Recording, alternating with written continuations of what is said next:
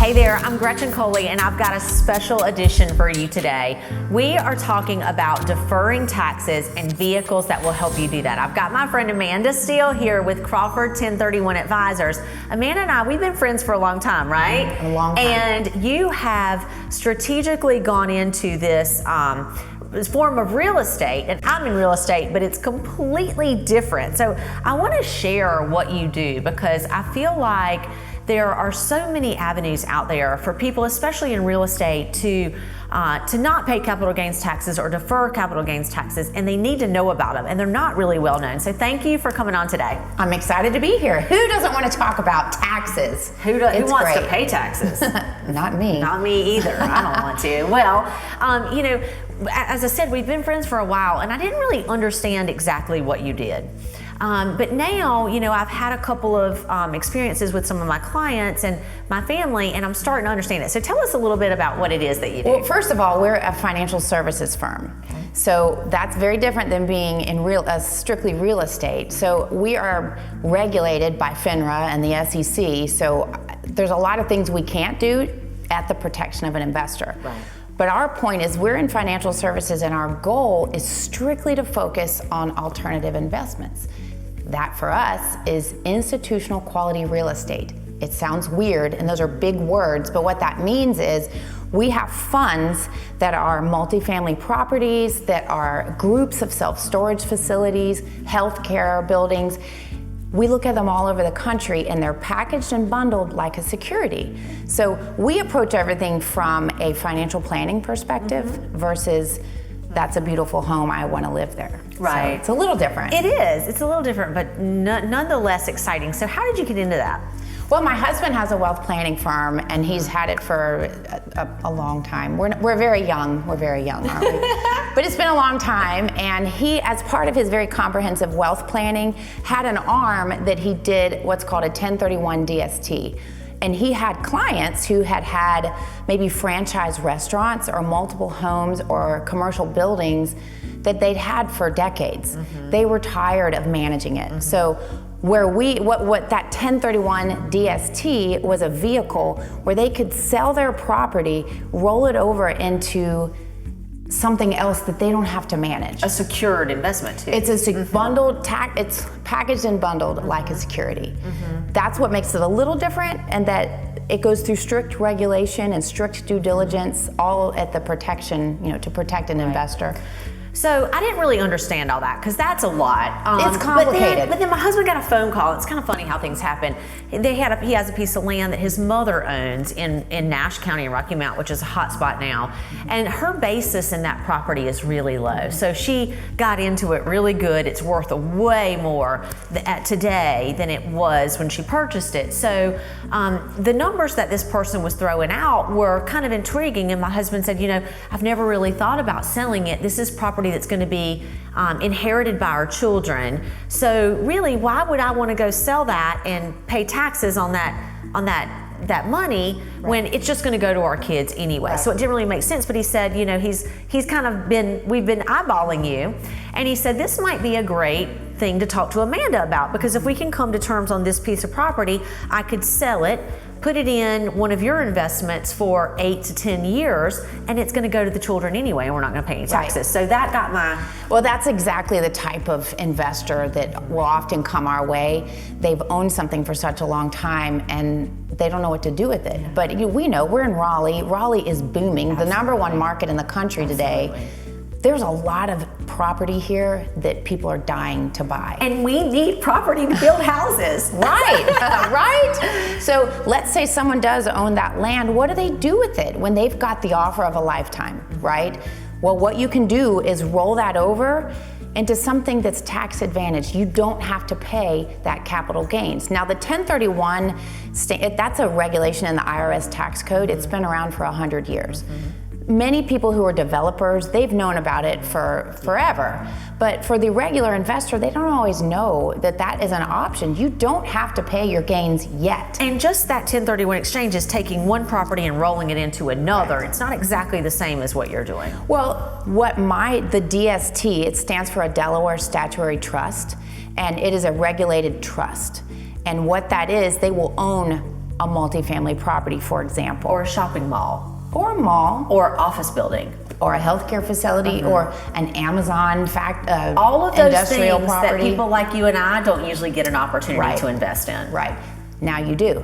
You can own a piece of it. What you'll own is a beneficial interest in an Amazon distribution facility in Augusta, Georgia. I mean, I could probably benefit from that. Me too. So you own a piece of it, and that it qualifies as a 1031 exchange. But the benefits are, you're not on the loan.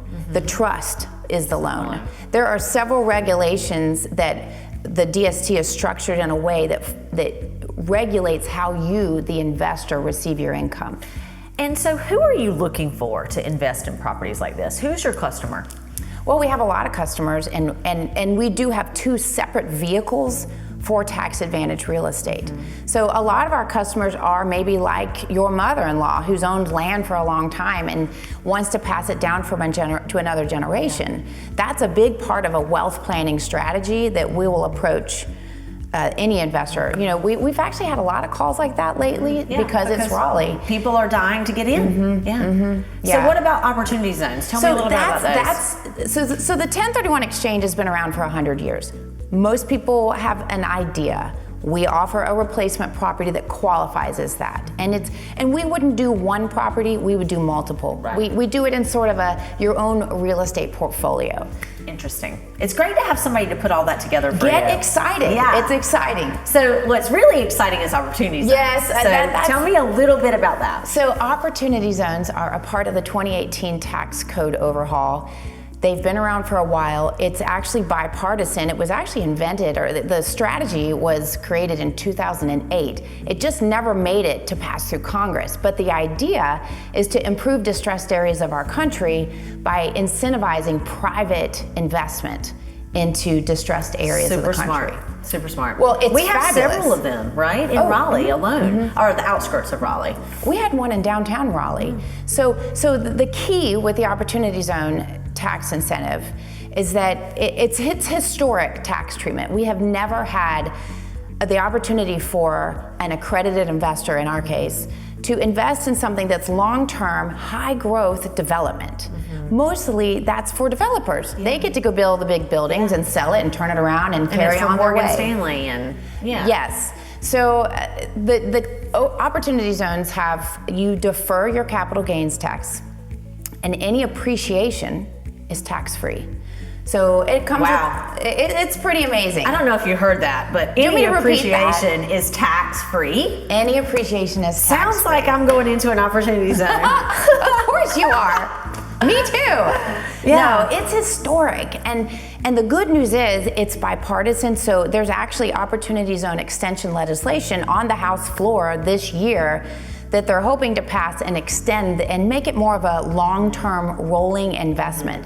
So here's a fun fact. The opportunity zone lines were written based on 2010 census figures. Every governor has a chance to draw the lines based on a set piece of demographic information, median income, employment base. Every governor could draw, so they would work with local groups and draw exactly where the lines are. But remember, this is 2010 census figures. We know downtown Raleigh. What's happened in it's incredible. It's 10 years? In 10 it has years. exploded. Yes. So we have gone to find exceptional real estate that has the icing on the cake is the tax incentives on top. That's pretty incredible. So I know we've talked about the real estate, the person who owns real estate.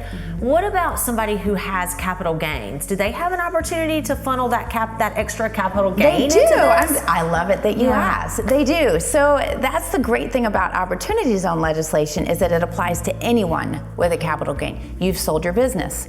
You're heavily into tech stock and you would like to diversify. Well, wouldn't why we all? I wish you would have talked to me about this last year.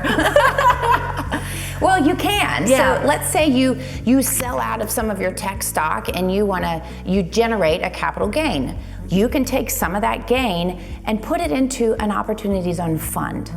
It's really exciting because for the first time, everyday investors who qualify, of course, you have to qualify with a lot of standards, they have an opportunity to own a piece of institutional quality real estate. Instead of just a stock market or just a bond, or, it makes the biggest difference in your portfolio in the long haul. So, how can people reach you? Well, they can look us up at our website at crawford1031.com. That's probably the best way. Yeah. Well, thank you, Amanda, for coming in. I appreciate it so much. Thanks for having me. I had a great conversation with you. And Who doesn't want to talk taxes? Who wants to talk about not paying taxes, right? Well, I hope you all got a lot out of this. It's definitely something that I'm putting in front of my clients because the appreciation that they've had in their investment properties in Raleigh, the land that they have, is insane right now. And it's serious heartburn when they think about the check they're going to have to write to unload those properties. And we need them to build houses on. So it's a win-win for everyone. So reach out to us if you have questions. Thank you.